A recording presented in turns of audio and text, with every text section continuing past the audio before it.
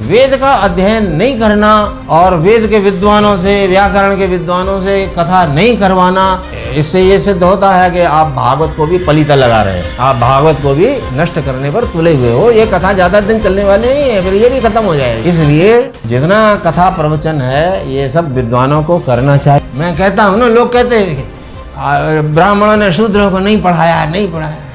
अरे मैं कहता हूँ मैं पढ़ाता हूँ ना, आ बैठ पढ़ा, देख तो सही पढ़ के कितना है। कोई नहीं आता पढ़ने के लिए, वो जानता है कितना कठिन है पढ़ना।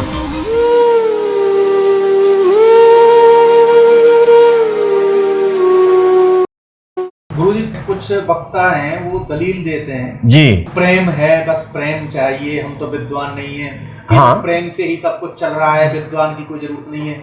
वो मीरा जी का भी मतलब एग्जाम्पल उदाहरण देते हैं कि मीरा जी ने राग से गाओ, अनुराग से, ऐसा कुछ कीर्तन हो रहा था द्वारकाधीश मंदिर में। प्रेम होना चाहिए और भागवत तो प्रेम से खाती है, तो उसके विषय में आप। हाँ, तो आप अपने लड़के को स्कूल मत भेजिए।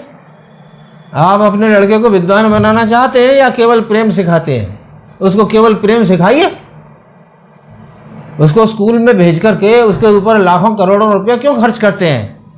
ये तरह तरह के स्कूल खुले हुए हैं, यूनिवर्सिटीज़ खुली हुई हैं, अरबों खरबों रुपए इन पर खर्च हो रहे हैं, क्यों हो रहे हैं? केवल प्रेम सिखाइए। अगर केवल प्रेम से ही सब कुछ हो जाना है तो दुनिया केवल प्रेम से चलती है क्या? अरे दुनिया केवल प्रेम से नहीं चलती है, वो प्रेम भी हर एक से नहीं किया जाता है। सुनो ध्यान से, कौन प्रेम का पात्र है और कौन प्रेम का पात्र नहीं है, ये भी तो आपको समझना पड़ेगा। ये समझने के लिए आपको पढ़ना पड़ेगा, आपको विद्वान बनना पड़ेगा। अब आप विद्वान नहीं होगे तो जिससे प्रेम नहीं करना चाहिए उससे आप प्रेम करोगे, और जिससे प्रेम नहीं करना चाहिए उससे प्रेम करोगे, तो वही होगा जो आज समाज में हो रहा है। तो ये फैसला आपको करना है कि आप सबको विद्वान बनाना चाहते हैं या सबको मूर्ख बनाना चाहते हैं। अगर आप संस्कृत नहीं जानते हैं, आप व्याकरण नहीं जानते हैं, आपने और वेदों का अध्ययन नहीं किया, अरे ये तो ब्रह्म संहितम है, पुराणम ब्रह्म संहितम, इसको वेद के बराबर रखा गया। माने जैसे वेद का प्रामाण्य है उसी प्रकार श्रीमद् भागवत का प्रामाण्य है। तो वेद से किसी भी मामले में एक कम नहीं है। तो प्रमाण होने के कारण देखो, श्री रामचरितमानस है, उसको भी कहा है नाना पुराण निगमागम सम्मतम यद रामायणे निगदितम क्वचिदन्यतोपि स्वांत सुखाय तुलसी रघुनाथ गाथा भाषा निबंध मति मंजुल मातनोति। उसी तरह से इसके लिए लिखा है श्रीमद् भागवत के लिए पुराणम ब्रह्म संहितम, ये ब्रह्म संहित है। अगर आपने ब्रह्म माने वेद का अध्ययन नहीं किया है, भागवत के लिए क्या लिखा है? निगम कल्प तरोर गलितम फलम, निगम कल्प तरु का गलित फल है। अब आप निगम कल्प तरु को काट दो, खत्म कर दो, फल बचेगा? नहीं बचेगा ना। निगम कल्प तरु माने वेद। आप वेद का कितने भागवत कथावाचक हैं जिन्होंने अपने वेद का यथावत अध्ययन किया है।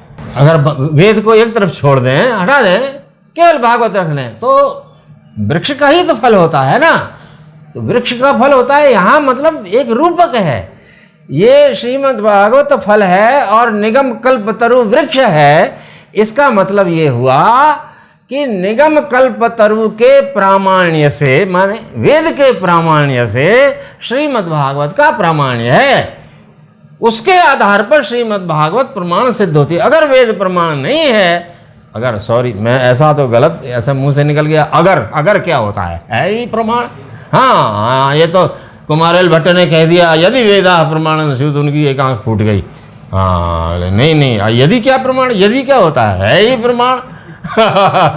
तो इसलिए हाँ, पर जो लोग ऐसा करते हैं उनके लिए कह रहा हूं कि जो अगर वेद को प्रमाण नहीं मानोगे, मतलब उसको हटा दोगे, तो फिर भागवत का प्रामाण्य कितने दिन टिकेगा? नहीं टिकेगा ना, नहीं हो सकता है प्रामाण्य उसका। तो ये तो वेद का अध्ययन नहीं करना और वेद के विद्वानों से, व्याकरण के विद्वानों से कथा नहीं करवाना, इससे ये सिद्ध होता है कि आप भागवत को भी पलीता लगा रहे हो, आप भागवत को भी नष्ट करने पर तुले हुए हो। ये कथा ज़्यादा दिन चलने वाली नहीं है, फिर ये भी खत्म हो जाएगी। इसलिए जितना कथा प्रवचन है ये सब विद्वानों को करना चाहिए, और विद्वान तब करेंगे जब डिमांड होगी, लोग डिमांड करेंगे भैया बुलाओ, कोई विद्वान हो तो बुलाओ भागवत कथा।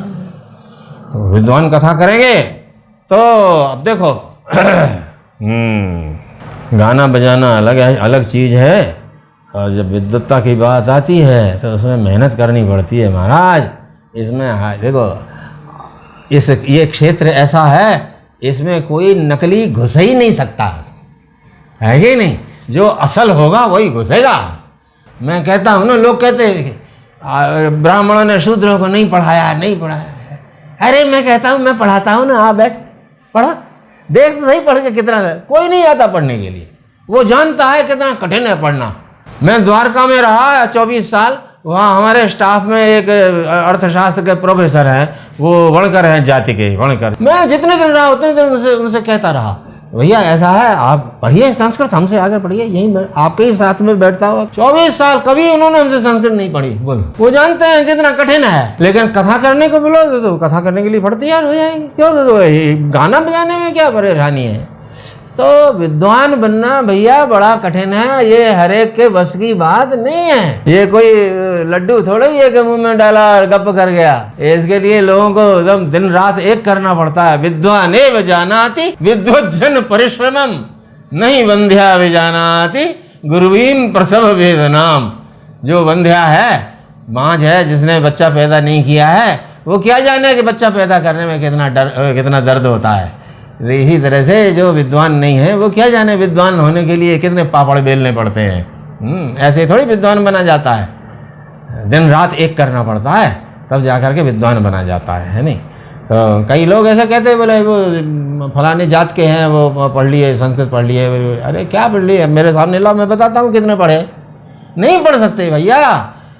जो ब्राह्मण है, ब्राह्मण के पास जो बुद्धि है, हाँ, ब्राह्मण जितना वेद का अध्ययन कर सकते, इसीलिए ब्राह्मण का कर्म रखा भैया। तुम्हारे पास बुद्धि है, तुम ये पढ़ सकते हो, इसलिए तुम्हारा इसमें अधिकार है, समझे नहीं? इसलिए तुम्हारा अधिकार है।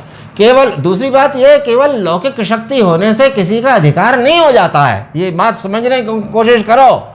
अरे आप बच्चा पैदा कर तो सकते हो, लेकिन बच्चा पैदा कर सकते हो इतने मात्र से किसी लड़की पर आपका अधिकार थोड़ी हो जाएगा।